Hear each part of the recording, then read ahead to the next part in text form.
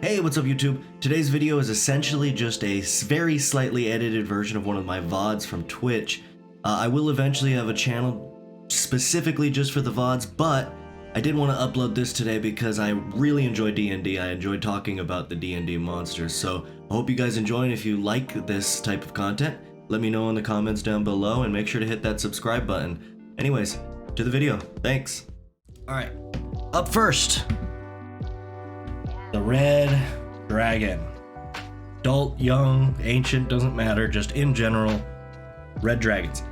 I think red dragons, I mean, obviously they're probably arguably the most iconic D&D monster. Obviously, I mean, it's Dungeons and Dragons. So let's look at the adult.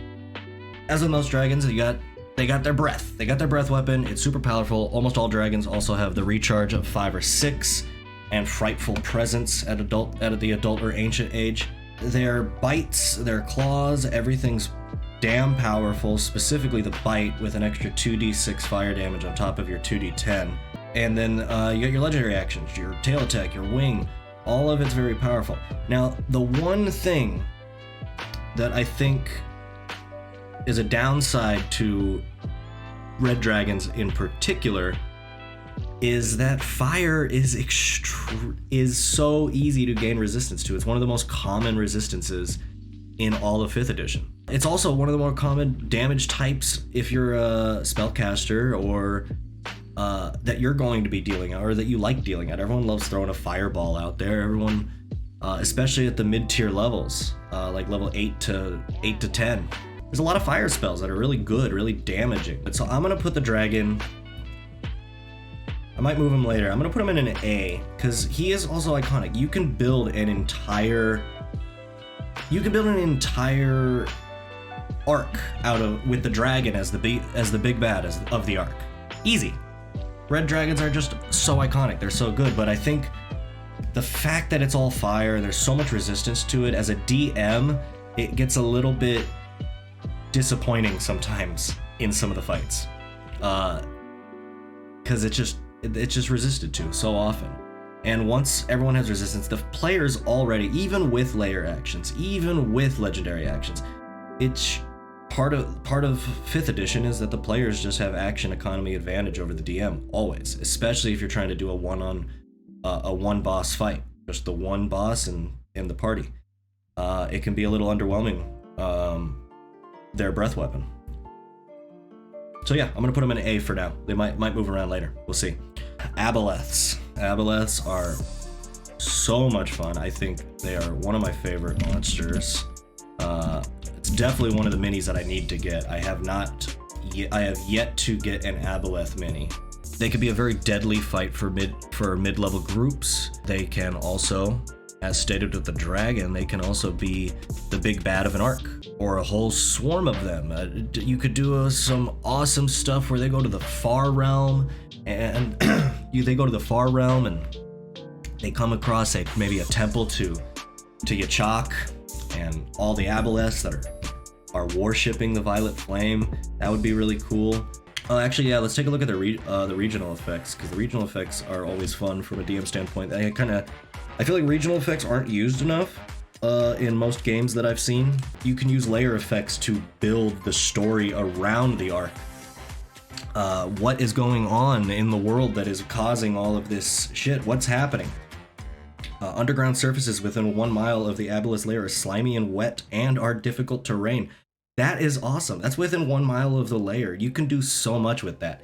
If they're trying to sneak into an Aboleth's lair underground, you throw in 3 or 4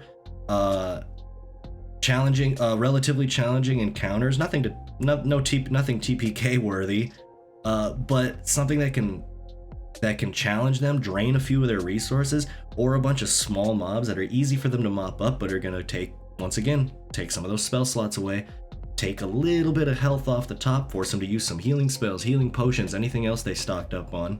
Water sources within 1 mile of the lair are supernaturally fouled. Enemies of the Aboleth that drink such water vomit within minutes. Maybe you have a town or a village. The Aboleth's lair is not too far from it, and the entire beginning of the hook of the arc with the Aboleth is the party is investigating a rotten water source. A town's water source went bad. What do you want to do with that? They start to investigate, and then they slowly find out about the Aboleth. That's a really fun way to introduce it, which is why I think regional effects are used wrong. I think a lot of people use regional effects as part of the battle to a degree, or try to enhance the battle with it, which you can do, but I think it's so much more fun helping create hooks leading up to the battle. As an action, the Aboleth can create an illusionary image of itself within 1 mile of the layer. The copy can appear at any location the Aboleth has seen before, or in any location a creature charmed by the Aboleth can currently see. Once the creature, once created, the image lasts for as long as the Aboleth maintains concentration, as if concentrating on a spell. Although the image is intangible, it looks, sounds, and can move like the Aboleth. The Aboleth can sense, speak, and use telepathy from the image's position as if present at that position. Yeah, that is really good. That is so good for plot hooks. Because what if the Aboleth has already charmed a number of villagers, or a number of townsfolk, or a couple town guards, and now you lead the party down a red herring to fight the Aboleth, and they use all of their resources. They get drained just to find out it was an illusion, wasn't real, and now they get captured by the Aboleth's minions. Boom! Now you have a fun escape from an Aboleth layer arc that you could do. That would be such a fun session, trying to escape from an Aboleth's lair. Oh god, that would be amazing. So just with that, the Aboleth's already looking good. Mucus Cloud. The Mucus Cloud. While underwater, the Aboleth is surrounded by transformative mucus. A creature that touches the Aboleth or that hits it with a melee attack within 5 feet of it must make a DC con saves, or be diseased for 1d4 hours, and if you are diseased by an Aboleth, you can only breathe underwater. I find that sometimes it's a little difficult to get your party to want to go fight underwater, necessarily. Now, let's be real. It's never hard to get your party to want to go fight anything, anywhere, at any time. All parties want to murder things, no matter what. But no one likes water level. So if they can find a way to fight this thing without being in the water, they're going to try to find a way. Unless you use the Mucus Cloud to your advantage. Now, obviously not everything has to be by the book. An idea I have with this is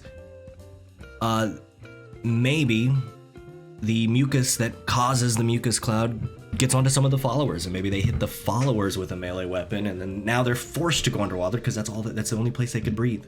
Now they're forced down to fight the Aboleth. But then again, con saves are pretty common to have high, and DC 14 is not that high. So let's see. All right, it's actual weapon attacks. Tentacle, 2d6 bludgeoning, and they have to make a con save or become diseased, obviously. After 1 minute, the diseased creature's skin becomes translucent, slimy, can't regain hit points unless it's underwater. Once again, another way to force the party underwater, keep them underwater. So it's pretty nasty. You got your tail, 3d6 plus 5. That's a nice amount of damage. And then, for my money, the Aboleth's bread and butter, enslave. The target must make a DC 14 Wisdom save or become magically charmed until the Aboleth is either dead or on a different plane of existence.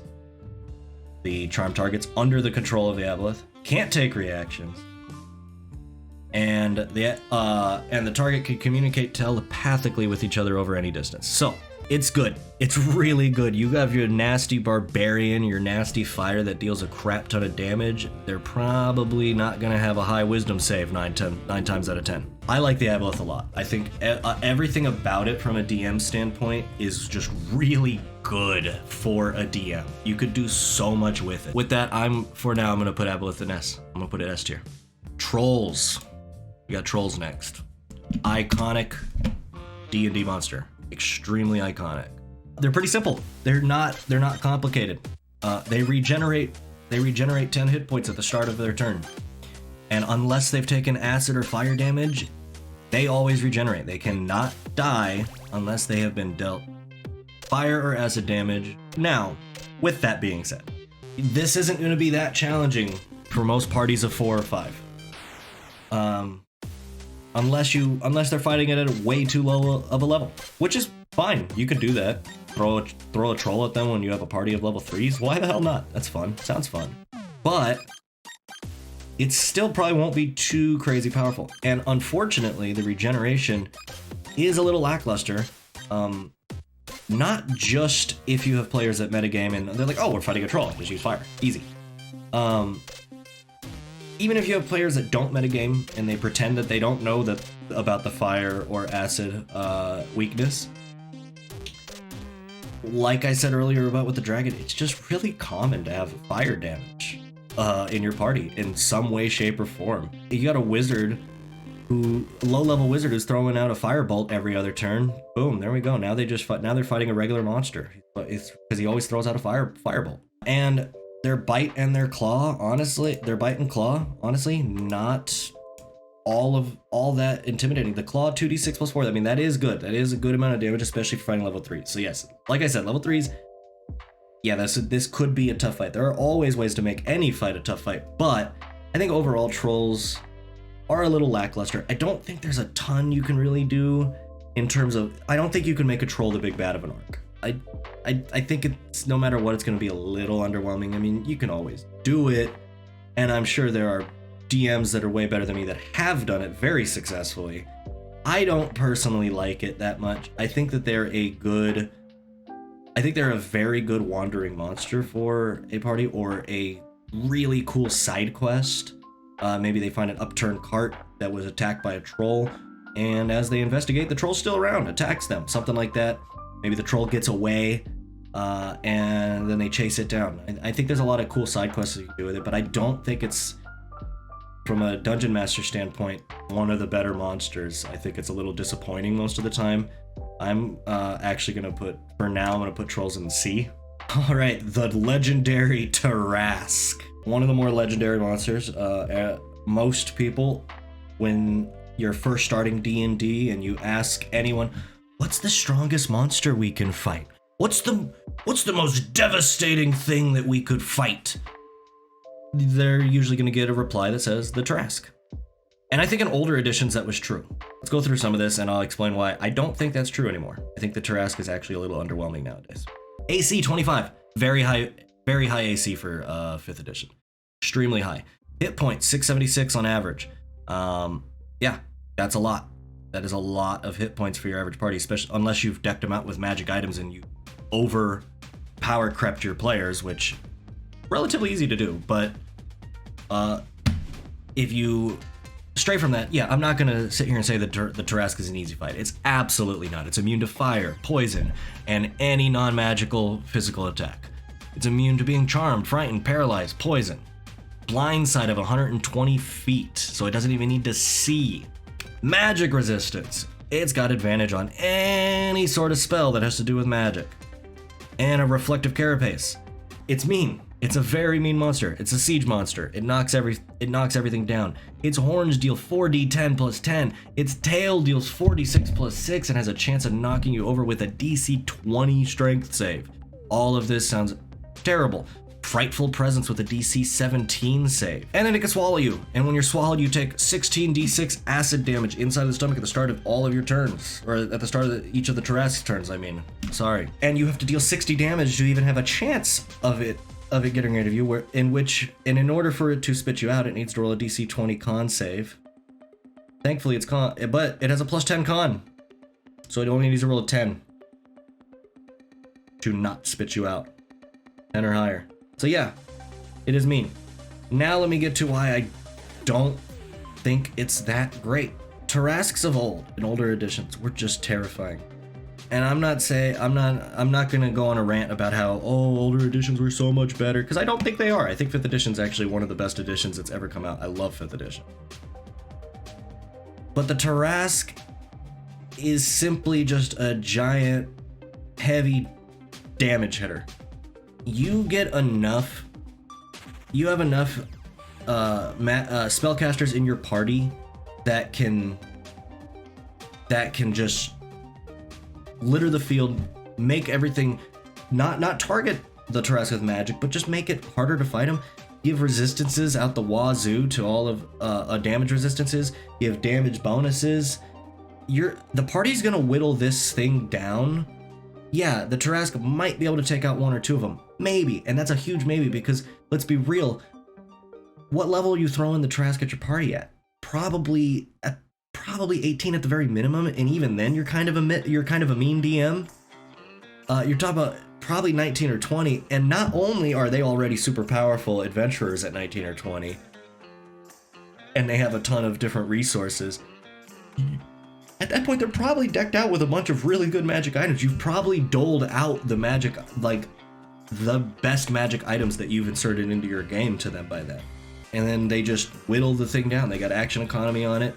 His layer actions only allow him to do the swallow, the bite attack, which is great, obviously, but it's just heavy damage. Eventually, through all of the healing that they're gonna have at that level, it's just not gonna be that good. I think that out of all of the big, like level 20 end of campaign monsters, the Tarrasque in 5th edition is one of the most disappointing ones.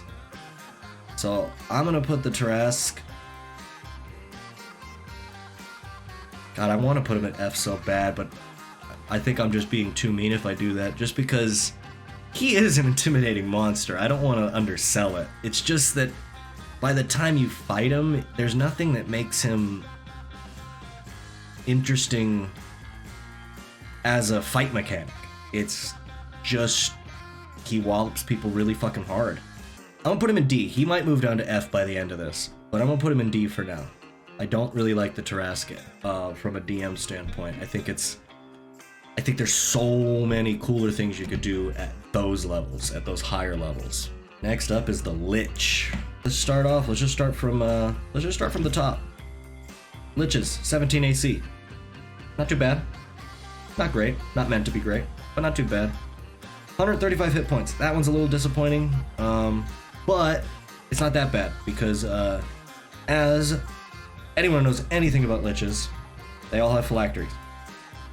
Lich's phylactery, they go right back, they die, they go back into their phylactery. Unless the phylactery is destroyed, doesn't really matter. They're resistant to cold, lightning, necrotic. Pretty good resistances, even though, cold, Damage immunity is E, poison, and then any non-magical physical attack. Now, I'm gonna try not to rant on this too much. I'm a DM that personally enjoys relatively early in the campaign. I mean, maybe around level 6 to 8. I like my players to get a +1 weapon. I think that's cool. I think that it gives them. Parties don't want to wait till freaking level 10 to 12 to get a +1 weapon, but as soon as you give them a +1 weapon, half of the monsters' resistances don't matter anymore. Their resistances don't matter because there's so many monsters that are resistant to bludgeoning, piercing, and slashing from non-magical attacks. Now, there are rumors that 5th edition is coming out with like equivalent of a 5.5. They're gonna like redo a lot of the big rules. I want to see the equivalent of masterwork weapons come back from like Pathfinder or like 3.5. Non-magical +1 weapons. That's what I want. That would be so cool because I want to use these resistances and immunities more. I think that they can make fights so much more interesting, but I also don't want to have to essentially be forced to wait until level 10 or higher to give my party +1 weapons. And obviously with all this being said, you could do that yourself. I'm just talking about what's in the book, what's in the rule books. You could just create that weapon. Give them a weapon that's +1, +2, +3 even, who cares? That's non-magical. Totally fine. Anyways, I don't want to focus too much time on that. That's just a gripe of mine. I wish there was more non-magical plus weapons. They got True Sight. So, True Sight means that they can see through invisibility. They can see through illusions, so you can't trick them that way. They got 3 legendary resistances. Obviously, they got their phylactery. And in terms of spells, if you just go straight from the monster manual, let's see, what's some good ones they have? Magic Missile. I don't care who you are or what you say, Magic Missile is and always will be a good spell to use. It's almost free damage. At a level 1, you can slot it up to make it even higher. It's great. Shield. Oh Boy, let me tell you about Shield. I hate Shield as a DM. Like, I'll never ban it. I don't hate it like I think it's broken. I just hate it because it's so good. It is such a good level 1 spell. +5 to your AC, man. This is 5th edition. Things don't hit as hard as they did in old editions. You don't have +15s until you get to the really strong high CR monsters. All right, Acid Arrow, always fun, good damage. Takes extra damage next turn, good. Detect Thoughts, that's good for roleplay leading up to it. Invisibility's obviously awesome. Mirror Image, awesome. All of these ways. See, all of this stuff offsets his low HP. Animate Dead, that's always fun. He has a lair with a ton of dead people. Brings them to life, helps them fight the party. Absolutely awesome. Counterspell. Players love to counterspell you. It's like any player who gets counterspell, it's like their favorite thing to counterspell the DM. They are going to fight to stay within 60 feet of the enemy as hard as they possibly can. As hard as they possibly can. And it's even better. It's just so sweet to do that back to the party. Because not a ton of things have counterspell in the monster manual. So that is super fun. I love counterspell. Blight is just a nasty 4th level spell. Deals a ton of damage. Alright, Cloud Kill, very good. Scrying, Disintegrate. Disintegrate's great, except for the fact that it's a save or suck. Save or suck spell. They save, it sucks. No damage. Which is so disappointing for a 6th level spell. Which is why I tend not to use it too often on my enemies. Obviously, unless I'm targeting like a fighter that did not dump anything into Dex, or a ranger that didn't dump anything into Dex, or... yeah. Generally not trying to do it, because it is a Dex save, so. Finger Death, that one's a super fun one. I love Finger Death. 78 plus 30 necrotic damage, and it just goes so well with liches, obviously. It just themes so well. And if that kills them, they take half damage either way. And if that kills them, they rise as a zombie immediately. They immediately die, rise as a zombie, no death saving throws, and now they're fighting Get Your Party as a zombie. Terrific spell. Plane Shift, good way to escape. Good way to keep the Lich alive for a while. If you want to turn it into a whole arc, you have to the Lich keep escaping. Maybe throw in some sort of arcane chains or something to lock, if your party hasn't already taken spells to lock an enemy to a specific plane of existence. Throw in a story way for the party to do it, to keep them there, but after they escape once or twice. That'll be fun. Power Word Stun, good spell, keeps them stunned. Nothing they can do about it. Take someone out of the fight, basically. But they do get to make saves at the end of each of their turns, so obviously you're only going to want to use that on someone who is very, very bad at con saves. They make con saves at the end of each of their turns. And then the big boy, Power Word Kill. This is why liches are really good and really fun. Because I wouldn't say everyone, but I think that there's a relatively large number of people that I've talked to, at least, that don't like Power Word Kill, because they think it's a little too metagamey. But I think there's plenty of ways to do it without metagaming as a DM. Because personally, I'm a DM. I don't like to keep track of my players' health during fights. I know some DMs do that, and I think that's great, and there are advantages to that. I don't do it because I like the surprise of them falling over unconscious just as much as they like the surprise of killing an enemy and getting a kill, getting a how do you want to do this. So Power Word Kill, if you don't know what it is, if you pick someone and you compel them to die instantly, if the person you choose has less than 100 hit points, or 100 or less, I should say, it dies. No death save throws, it's just dead. Fun spell. Super fun spell. Your party's gonna hate it, because they're gonna just die. But generally, by the time you're gonna be throwing monsters at them that have that ability, they should have resurrection spells. Which, by the way, if you guys DM, I highly, highly recommend using Matt Mercer's resurrection rules. I think that they make the game better. I think that all Dungeons & Dragons, doesn't matter what edition you're talking about, or if you're talking about Pathfinder, I think any tabletop roleplay game At least all the ones I've played. I think that death is more of an inconvenience than a real thing that can happen, especially once you get to the mid to high levels. All right, paralyzing touch. Heals 3d6 damage, makes a con save, or they're paralyzed for a minute. Now, while that is not bad, it is pretty fucking good, because DC 18 is still not necessarily a give me, even for your high con characters. Paralyzed for 1 minute is mean. Now, of course, they can attempt to save at the end of each of their turns to end it early, but paralyzed mean. If they're paralyzed, and then the Lich's minions walk up and swat at them, if they hit, it's an auto crit. Legendary actions, they could do their paralyzing touch, they can cast any cantrip, or they could do their frightening gaze, which makes them make wisdom saves and or be frightened. It's essentially the same as frightful presence for dragons, but targeted at one creature instead of at a number of creatures around it. Disrupt life. Anyone within 20 feet of Lich has to make a DC 18 con save or take 6d6 necrotic damage, or half as much on a successful one. Really good. I think it costs a little too much at 3 legendary actions personally, but that's just me. With all of this being said, I think that Liches are great. I don't think they're quite as fun as Aboleth, maybe partly just because I'm biased and I think they've been overused, obviously, in D&D. I think they're fantastic. I don't really have anything negative to say about them, other than they've been overused,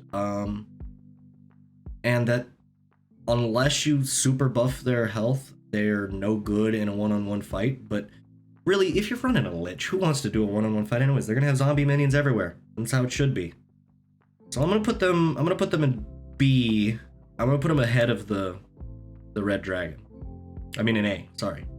I'm gonna put them in A ahead of the Red Dragon. Alright, next up is the Bahir. Bahir, aka the No-Fly Dragons. Alright, damage immunity, lightning, obviously. 17 AC, nothing to scoff at, but also not anything crazy.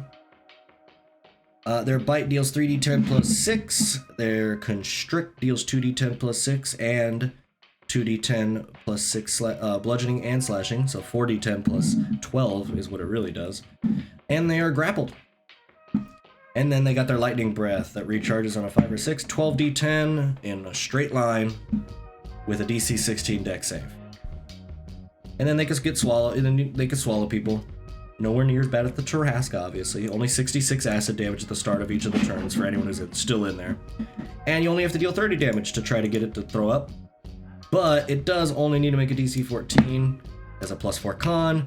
So the same as the Tarrasque, it only needs to roll a 10 or higher. So 55% chance that you are not coming out of that thing. So there's not too much to say about the Bahir. It's a fun monster. It's super fun. I don't think it's anything overly good or overly bad. I think it's just a fun fight to throw at your party. I'm gonna throw it in the B, because it's definitely better than the troll. I'd either put it there at the B or I'd put it here right in front of the troll. C, but I think I'm gonna put it in the B for now. Blink dogs! Alright, this is obviously for low level parties if you're gonna throw these, like very low levels, like level 1, level 2. AC 13, not very high. Hit points 22, also not very high. They can bite for 1d6 plus 1, and then they can teleport. That recharges on a 4, 5, 6, so it has 50% chance to regain its teleport, where it can teleport anywhere 40 feet. And then after teleporting, it gets to make a bite attack. So that's fun. Blink dogs are super fun. I think they're a really cool early fight for the party. Maybe their first introduction to beasts that have some sort of magical capability, not just are magical beings like, you know, goblins or gnolls or kobolds, but I think blink dogs could be super fun. Maybe your party gets attacked by a pack of blink dogs. Maybe a pack of blink dogs have been killing cattle or killing sheep around a farmer's den, and they have to go and they find a den full of blink dogs, a whole pack. and they fight them all. I think it's super fun. There's not much to say. They don't deal a lot of damage. They don't have a lot of health. So obviously they're going to go... Your party's going to chop through them, but you put enough of them against a low-level party, this could be a deadly fight. You could easily make Blink Dogs deadly, because at lower levels, your party's not going to have really any capability to teleport around or move around faster than just what their walking speed allows. And a Blink Dog can outpace the average walking speed. It can move 40 feet. So I think Blink Dogs are fun. I don't think... I think I'm going to put them in B. Actually, I think I'm gonna put him behind the Behir. I think Blink Dogs are super fun. Phase Spider is up next. I love a Phase Spider. Ethereal Jaunt. As a bonus action, the spider can magically shift from the material plane to the ethereal plane or vice versa. Spider Climb. The spider can climb difficult surfaces, including upside down on ceilings without needing an ability check. And Web Walker, it ignores movement restrictions caused by webbing. Its bite deals 1d10 plus 2 piercing damage, and then they must make a DC 11 con saving throw, or take 14 D8 poison damage. I mean 4, not 14. Jesus Christ! What? Oh my God, that'd be game breaking. No, 4. Sorry. Take 4 D8 poison damage on a failed save, or half as much on a successful one. And if the poison damage reduces the target to 0 hit points, the target is stable. So will not. If the poison is what knocks the party member unconscious, he does not have to make death saving throws. He's stable, but he's poisoned for 1 hour. And is paralyzed while poisoned in this way, which means that anything hits you is a crit. Phase Spiders are really nasty. The reason why I like Phase Spiders as a DM is because Phase Spiders are really, really good at one thing. Because yes, they could be mean, but they're good at one thing. Teaching your party, especially if they're new players, teaching your party how to use readied actions. Because as a bonus action, the spider could just bite and then disappear into the ethereal plane as a bonus action. How is your party, unless they have a way, and at low levels they probably don't, unless they have a way of seeing into the ethereal plane and hitting things in the ethereal plane? They probably don't. How are they going to hit them? Phase Spiders should be undefeatable against low level parties. But readied actions exist. It's such a good way to teach them readied actions. Now they have to ready an attack, and the trigger of that attack is if a Phase Spider appears within striking distance of me. I want to hit it. Boom. Now they get the hits in. They're gonna take some damage, and there's a chance you could take out a party member at low level if you go a little too overzealous with it. But boy, is the Phase Spider really, really good at teaching party members about readied actions.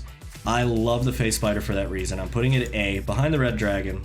Actually, no, I'm putting it in front of the Red Dragon. It's the utility of teaching.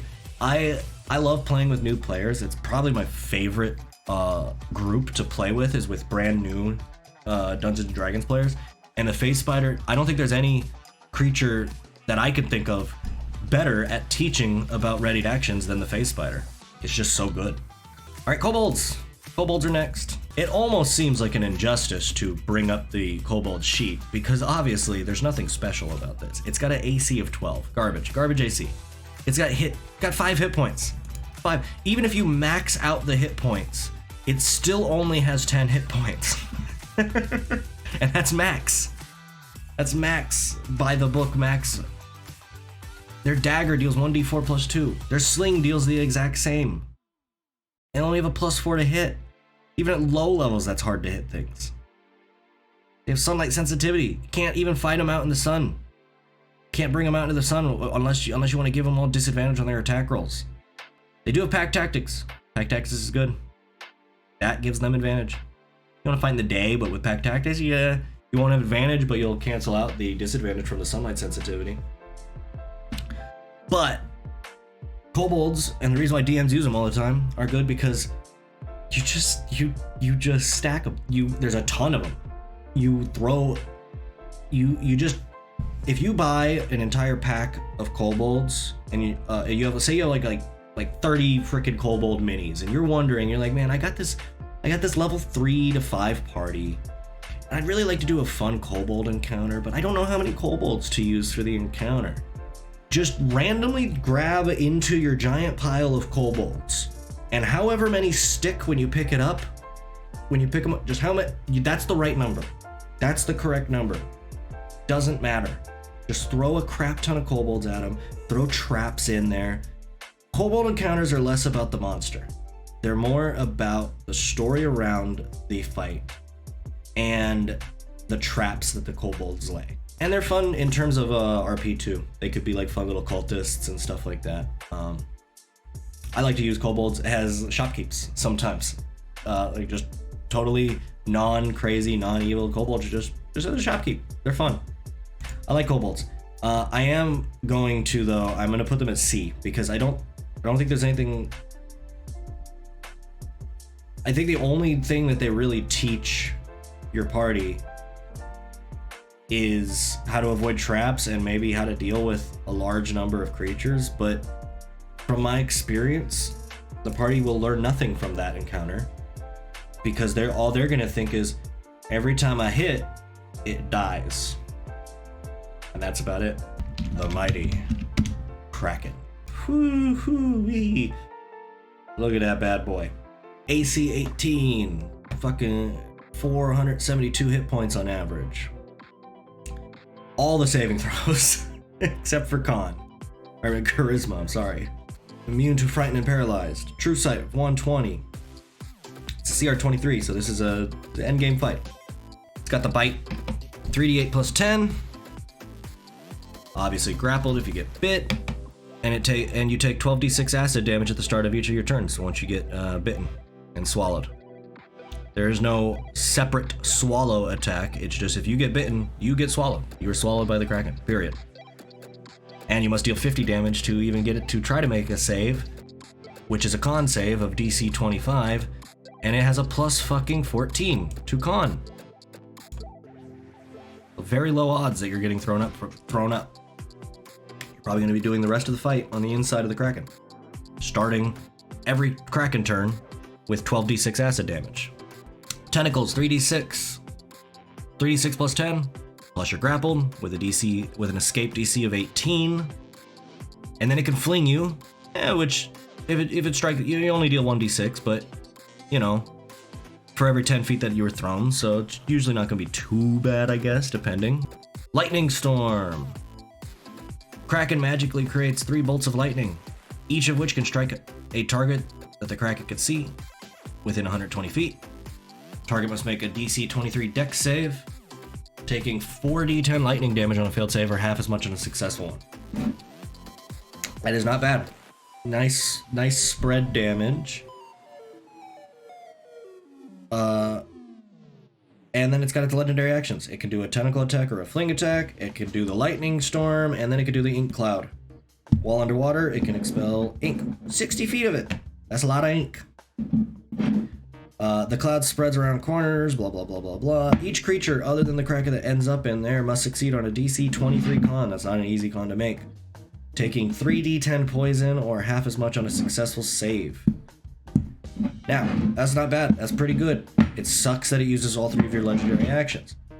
But I'm gonna be real with you. I don't think the legendary actions are all of that great. Now, I will be real. Ink Cloud probably wouldn't be my first choice. If I'm using legendary actions, I'm using a Lightning Storm and a Tentacle. Then they got their layer actions. Strong Current moves through that can... Each creature within 60 feet must make a DC 23. That's not easy to make. Strength saving throw will be pushed 60 feet away from the Kraken. So it can keep you out and keep lightning storming you. Keep you away and lightning storm the crap out of you. Creatures in the water within 60 feet of the Kraken have vulnerability to lightning damage. So now you're taking double damage until every time it uses that layer action. And then the water in the Kraken's layer becomes electrically charged. All creatures within 120 feet must succeed on a DC 23 con save or take 3d6 lightning damage. On a failed save or half as much on a successful one. That was okay. That was not bad. But the vulnerability one, mixed with the lightning storm, mean. Super mean. Regional effects, the Kraken can alter the weather within a 6-mile radius. The effect is identical to the control weather spell. So it can make the weather whatever it wants it to be. Water elementals coalesce around 6 miles a layer. So just to get to the Kraken, parties have to fight a bunch of water elementals. Aquatic creatures within 6 miles of layer have an intelligence score of 2 or lower are charmed by the Kraken. So it might also need to fight sharks or whales or whatever other, maybe some mermaids, maybe just anything you can think of. So yeah, I think the Kraken, in terms of a lore standpoint, there's so much you could do with it. The region, once again, I love regional. I cannot stress to you how much I love regional effects and how much they can do for a campaign and for story hooks. What if you want to do a Kraken and the party starts to notice that weather is shifting rapidly around this island that they're investigating, or that there's water elementals everywhere, and they see that all of these creatures are aggressive towards the intruders. It's just a cool, easy, like, not like brain dead, they're in the hook, but it's still a good hook. Not everything has to be like, oh, I'm the first one to ever think of this dope ass hook. Not everything has to be like that. Sometimes, if it just works, it just works because it works. And the Kraken works. I'm putting the Kraken right below the Aboleth, but I'm putting him at S tier. I love the Kraken. I think Kraken is awesome. Banshee has a AC of 12, so not very high. Hit points, 58. For a CR4, that's not too bad. It's about average, I think. I think that's about average. Damage resistance to acid, fire, lightning, thunder, and anything that's physical and non-magical. It's completely immune to cold, necrotic, and poison. So, basically, it's hard to hit a Banshee. Hard to deal damage to a Banshee. It's immune to being charmed, exhausted, frightened, grappled, paralyzed, petrified, poisoned, prone, or restrained. You could have just said everything, D&D Beyond. You could have just said it's condition immunities. All of them. Every single one. Somehow not stunned. So your monk can still stun a Banshee as long as it can touch a Banshee. As long as its fists are considered magical, which I forget what level the monk gets that at. Is it right at level 3 or is it? I think it's like level 5, maybe 6. I don't remember. Alright. The Banshee can detect life. Can magically sense the presence of creatures up to 5 miles away that aren't undead or constructs. And incorporeal movement. Takes 1d10 force damage if they end their turn inside her. Cool. Corrupting touch, 3d6 plus 2 necrotic. Horrifying visage. Each non-undead creature within 60 feet of the Banshee can see her must succeed on a DC 13 wisdom save or be frightened for a minute. Not bad. They save, they're immune to it for 24 hours. And then finally the whale. The Banshee releases a mournful wail. The wail has no effect on constructs or undeads. All other creatures within 30 feet of her that can hear her must make a DC 13 con save. Not too hard to hit. On a failure, they just drop to 0 hit points. Instantly, they die. They get knocked unconscious, not die. Sorry, I was being dramatic. On a success, they still take 3d6 psychic, which still sucks. So once a day, the Banshee can potentially, admittedly, not hard to make that save. But if they fail that save, boom. Can you imagine throwing a Banshee at, say your party decided to go 3 spellcasters and none of them have really like put a ton into their con. They don't have the greatest con saves. And you have a 5-person party, you got a fighter, a barbarian, and then 3 casters. And then they wail and all 3 casters just drop to the ground. Can you imagine the panic in your party? Oh my god, that would be like... Oh, it'd just be like succulent. It'd be amazing. It'd be so much fun. Seeing them panic and wonder how the hell they're going to get out of this situation. Banshee! Banshee is super fun. And the ideas of what you could do with the Banshee are basically limitless. So many ways you can introduce a Banshee. As a DM, I love Banshees. Where do I want to put them? You know what? I'm going to drop the dragon down to B. And I'm going to put the Banshee right behind the phase spider. Alright, next up is the Shambling Mound. He's resistant to cold and fire, immune to lightning, immune to being blind, deafened, or exhausted. Alright, it can absorb lightning. It takes no damage and it actually regains hit points if you deal lightning damage to it. This is a fun one because if your party's never come across it and if you're, don't have metagaming party members, they might be tempted to do that. Throw a lightning bolt at it. Unfortunately, lightning's not extremely common, as common as fire is in the game. But thankfully, the Shambling Mound is resistant to fire, which is dope.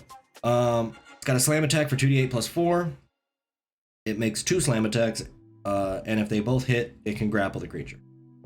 And then once it's grappled a creature, it can engulf the creature, making the creature blinded, restrained, unable to breathe, and must make a DC con saving throw at the end of each turn or take 2d8 bludgeoning damage. And if the mound moves, the engulfed creature comes with it. But yeah, so Shambling Mound, but they also, don't forget, they have a ton of hit points for this level. A ton of hit points for this level, so balance it out. I like the Shambling Mound. I don't think that they're anything too... I think they're fun for like surprise encounters. I don't think you can really build too many big arcs off of it. They're good as minions maybe for a big bad, maybe like a green dragon or something like that. They can be or some corrupted druid. But I don't think they're anything that special. I'm gonna put them just above kobolds. No, I'm gonna put them below kobolds. Put them one below kobolds in C tier. Next up, though, is the big daddy of them all, the D&D monster, the Beholder. Now, I'm going to go through this quick, because I think everyone who even knows a little bit about D&D generally has looked up the Beholder. I'm not going to spend a crap ton of time on it. It's got an anti-magic cone. Anything it looks at, 150-foot cone. It's essentially under the effects of the anti-magic field spell. Do not forget, if you're running this against a party, that works on their magical items as well, not just their spellcasting ability. And it's got 8 eyes. Or 10 eyes, I mean. And it can shoot them.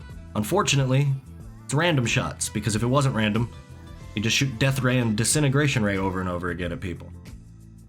It does have a bite that deals a decent amount of damage, but who the hell bites with a Beholder? You can, I guess, but you don't.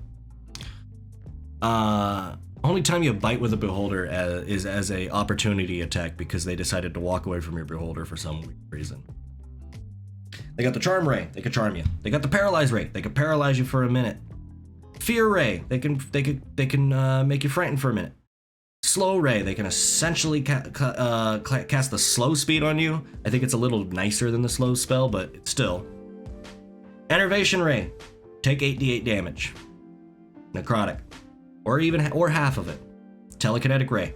It's just fucking chuck you across the room or hold you up in the air and you can't do anything. You're just stuck there until you make the save. Sleep Ray.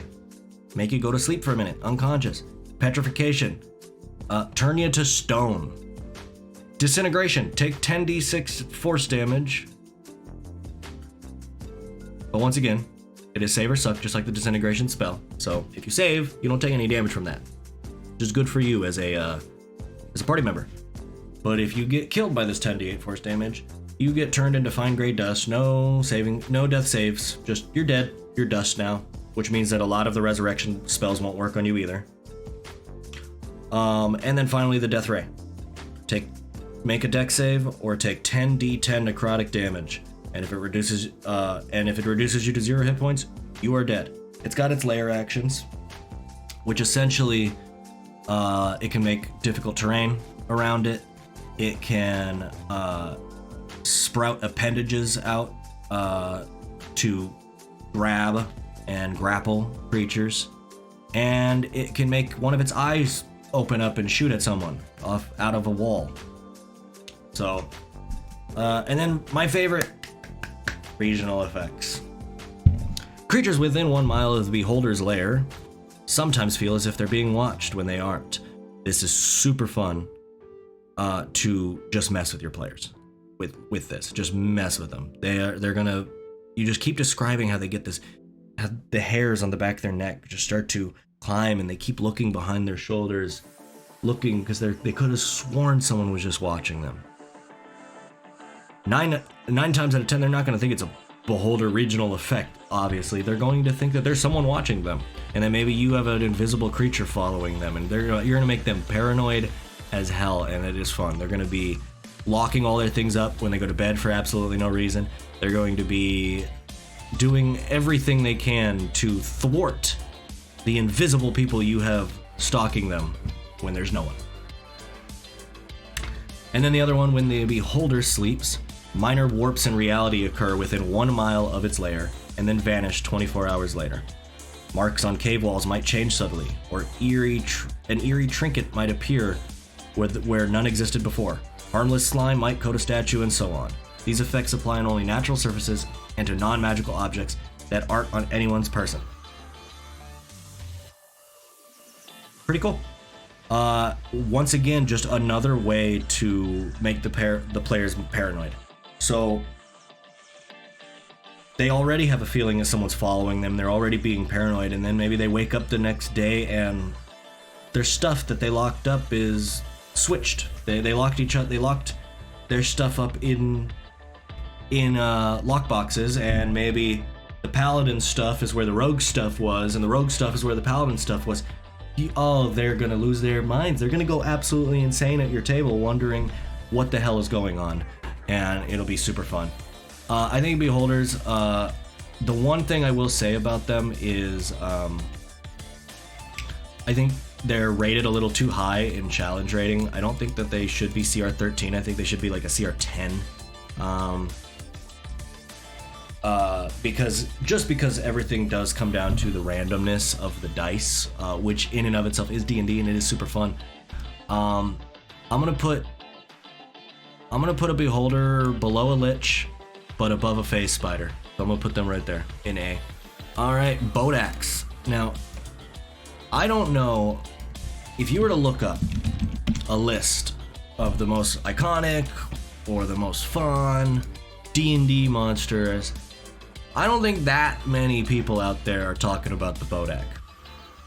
The Bodak is awesome. The Bodak might be my favorite low-level D&D monster. It's got 58 health, not a ton, especially as a CR6, not a ton. AC 15, not too hard to hit. It's resistant to cold, fire, necrotic, bludgeoning, piercing, slashing from non-magical weapons. It's immune to lightning and poison. It's immune to being charmed, frightened, and poisoned. It's got dark vision to 120 feet. Alright, now the fun part. The fun part of the Bodak. What makes him fun? Well, his Aura of Annihilation is pretty cool. It can activate, deactivate this feature. While active, the aura deals 5 necrotic damage to anyone within 30 that ends its turn within 30 feet of the Bodak. 5 necrotic, not a lot, but it stacks up, especially when you're going up against a low-level party. And then, the goddamn Death Gaze. One of the coolest things in D&D, in my opinion. A Bodak, let me tell you what the Death Gaze is first. When a creature that can see the Bodak's eyes starts its turn within 30 feet of the Bodak can force it to make a DC 13 Constitution saving throw. Not hard to hit. Con is one of the most commonly proficient saving throws. But if they fail the save, they take 3d10 psychic damage. If they fail by more than 5, they're reduced to 0 hit points. And unless surprised, a creature can avert its eyes, blah, blah, blah, blah, blah. And at any point, if they look back, they can avert their eyes, they can cover their eyes, they can do whatever. At any point they look back at the Bodak, they see its eyes, they gotta make the saving throw.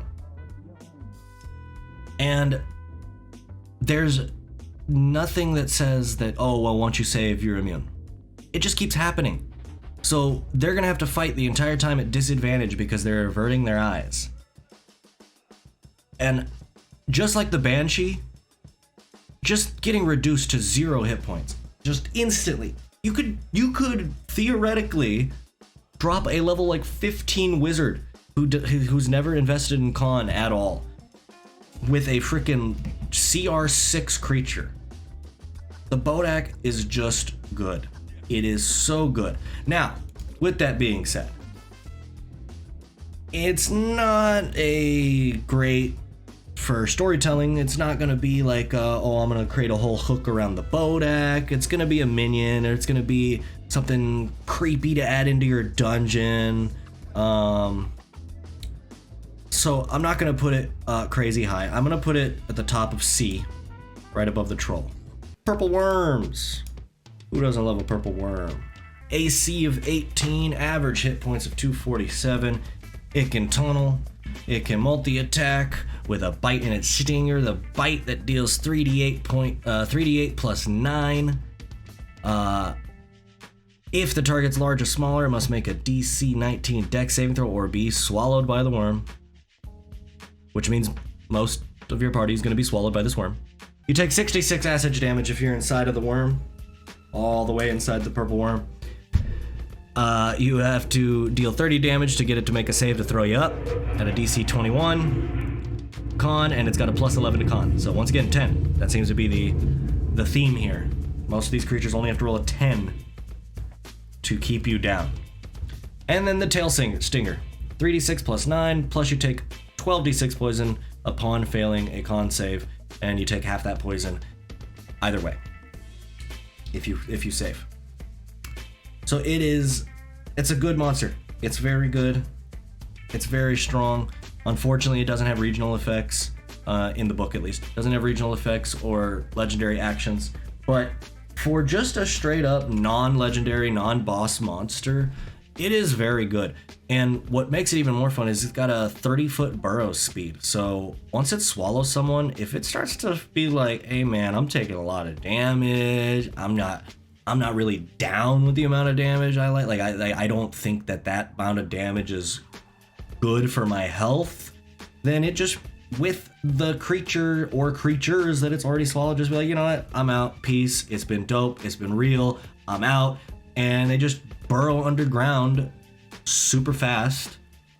And then the party has to chase them down. It's awesome. I love the purple worm. It's not the size of the purple worm. It's the wiggle of the waggle. So with that being said, where do we want to put the purple worm? This one's actually kind of a tough one. I think it definitely goes below the phase spider, but does it go above the banshee? I think it either goes right above or below the banshee, which means it either goes at the top of B tier or right below the phase spider in A tier. I'm gonna put the purple worm below the banshee. I'm gonna put him at the top of B. The mimic. The mimic. It's immune to acid. It cannot be prone. Obviously. It's a shape changer. It can take the form of any object. It's adhesive, which means that anything the mimic adheres to anything that touches it. Huge or smaller creatures adhere to the mimic are also grappled. It has obviously false appearance. It's a grappler, so it has advantage against any type of creature grappling it. Pseudopod, 1d8.3 bludgeoning damage, and then subjected to the adhesive trait, or a bite at 1d8 plus 3 plus a d8 of acid. So the mimics aren't dangerous in terms of damage. Even to low level parties, it's not too bad, unless it's like a level 1 party. Even a level 2 party, yeah, it's a lot of damage. You could, but the amount of damage they're going to be dealing to the mimic, it's going to outclass it. 58. It does have a lot of hit points for a CR2, but most parties aren't going to have too much trouble with a mimic. Then you throw a few mimics, yeah, that's going to be a scary encounter. But it's also only got an AC 12, so they're gonna be hitting the thing. Whatever damage they're dealing, they're dealing. So with the mimics, but the mimics are just so good at telling. They're just so much fun as DM, and that's what this list is. It's how fun is this for DM from a DM perspective. How would I rank these creatures? So I think I gotta put the mimic in B tier. I'm gonna put it above the blink dog. I'm gonna put it below the Behir too. I'm gonna put it right below the red dragon. I like mimics. They're just so fun as DM. They're so much fun. You throw one of them early on in the campaign, your party's gonna be shooting every chest they come across with an arrow. Or if you make it a table, they're not gonna trust tables for the rest of the campaign. It's gonna just lead to hilarity as your party just slaps their tables when they go, every inn they go to, they slap the table with a sword before they sit down. Fantastic. It's just fun. Green dragon. All right, I'm not gonna open up the page for all the dragons because they're pretty simple. The green dragon's essentially the same as the red, but you know, acid. It's got almost all the same stuff. So green dragons, I personally like green dragons more than I like red dragons. In fact, I'm gonna put them above the purple worm. I'll put them right there. All right, next monster, the rust monster. They have an AC of 14, hit points 27, pretty low, but they're only a CR 1/2, so they shouldn't be high. Really, what rust monsters are good for is destroying your party's metal weaponry and armor. That's it. Because at those lower levels, at the levels in which you'll be throwing rust monsters at your party, they ain't gonna be magical. None of the stuff they have is gonna be magical, which means it'll rust. It'll get destroyed. Any non-magical weapon made of metal that hits the rust monster corrodes. After dealing damage, the weapon takes a permanent and cumulative -1 penalty to damage rolls. If its penalty drops to -5, the weapon is destroyed. Non-magical ammunition made of this metal hits the rust monster is destroyed after dealing damage. So, boom. They hit the rust monster 5 times. If they don't kill it in 5 hits, which they probably can, but if they don't, or if there's more than one rust monster, they are losing their weapons. But yeah, so then it's got the bite, and it's got antenna that just do the same thing as the rust metal, but it's like as an attack. So rust monsters are dope. I think rust monsters.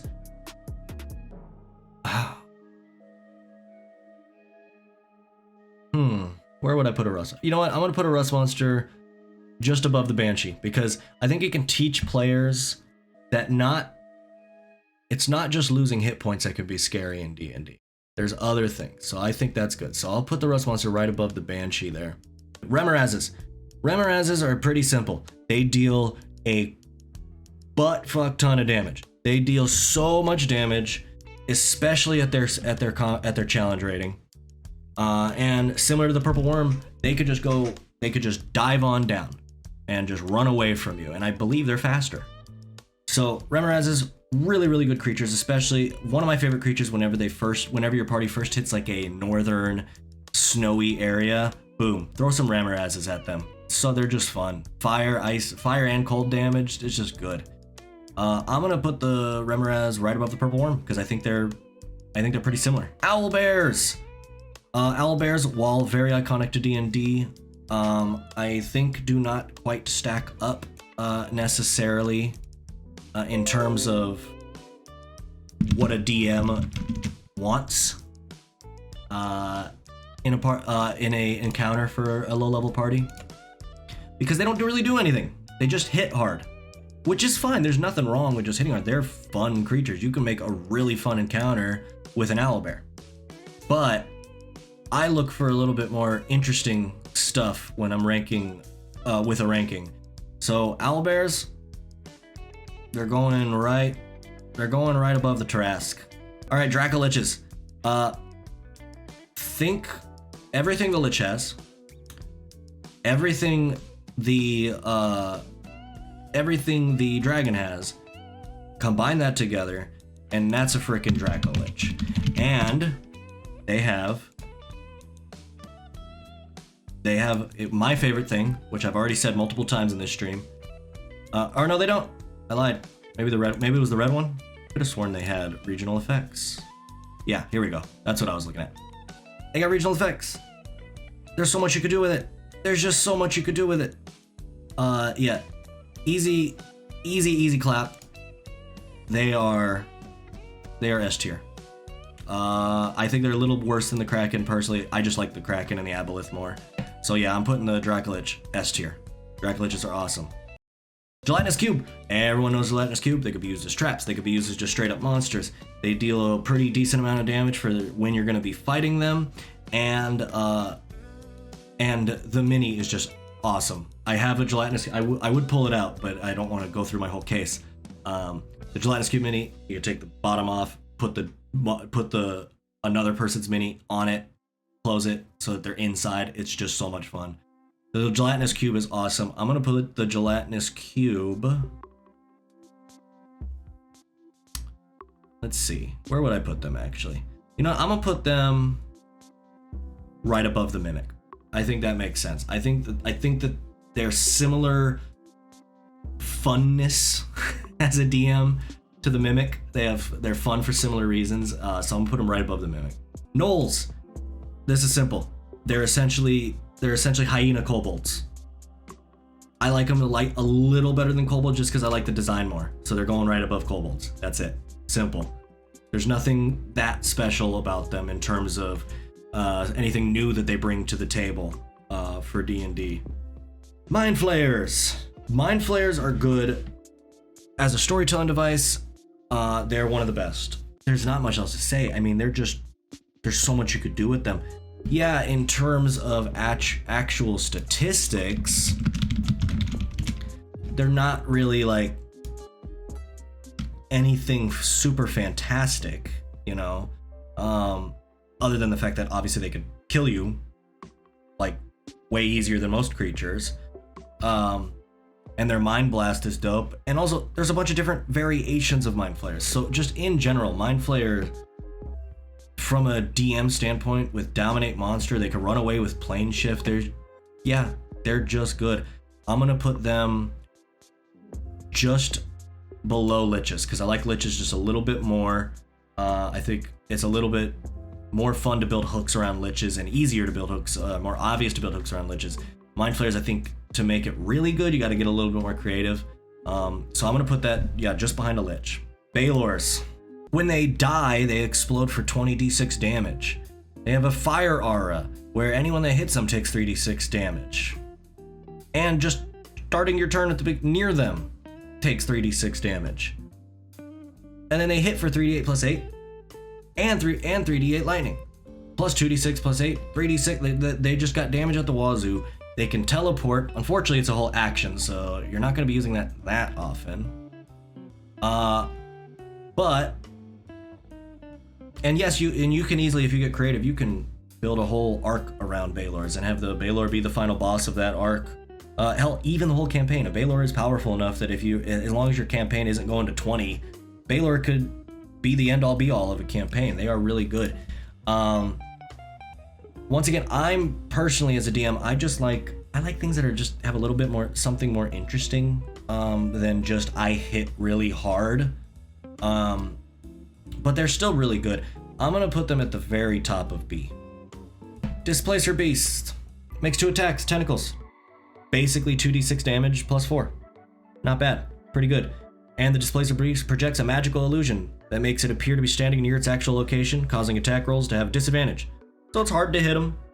They can avoid things pretty easy. They don't deal a ton of damage, but you throw a few of these at your party. It's got good health for a CR3, 85. That's good for a CR3. Yeah, Displacer Beasts are fun. Once again, I don't think they're anything super crazy special. I don't think that they're gonna I don't think they're anything you could build entire arcs around unless you get really creative. So I'm gonna put them. I'm actually gonna move the Blink Dog and the Bahir down to C tier, and I'm gonna put the Displacer Beast right above them. If this thing will flip. Thank you. Boom. Black Dragons, slightly worse than Red Dragons, even though I like them more. I think in terms of creativity and all that, I think that I'd rather have a black or a green, or a red or a green dragon. So I'm just gonna put them right there. Simple, easy. Blue Dragons. I like them a little more than red just because I like lightning and I like desert themed stuff. And they are generally found in the desert. So I'm gonna put them right above the Red Dragon. All right, and then I'll save that one for last. White Dragons. White Dragons are my absolute favorite, so I know this is biased. I know that they're arguably could be better things to write about, but I'm putting them right above the Green Dragon.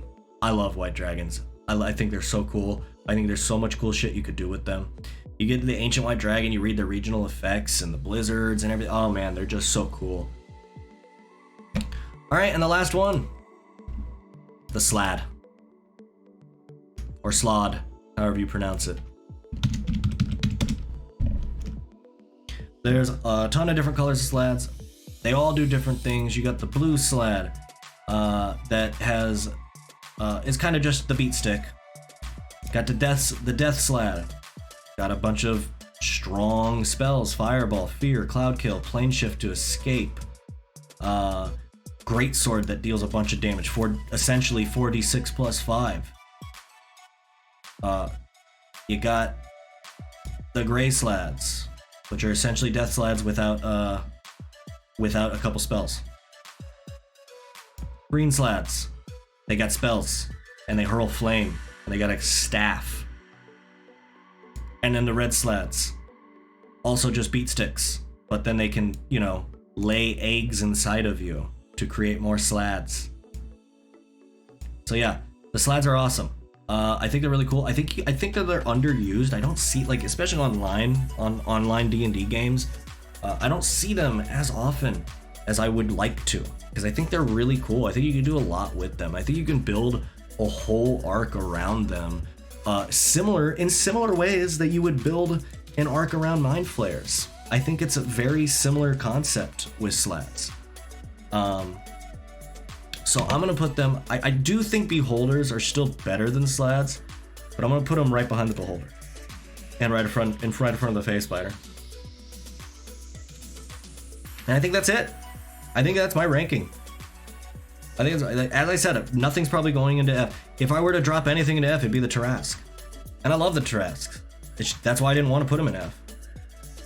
It's just that I think that for end game bosses like that are just insanely powerful, I think the Tarrasque is lackluster compared to some of the other stuff you could do. So I think that's it. I think that's my ranking. Save it. Boom, print it.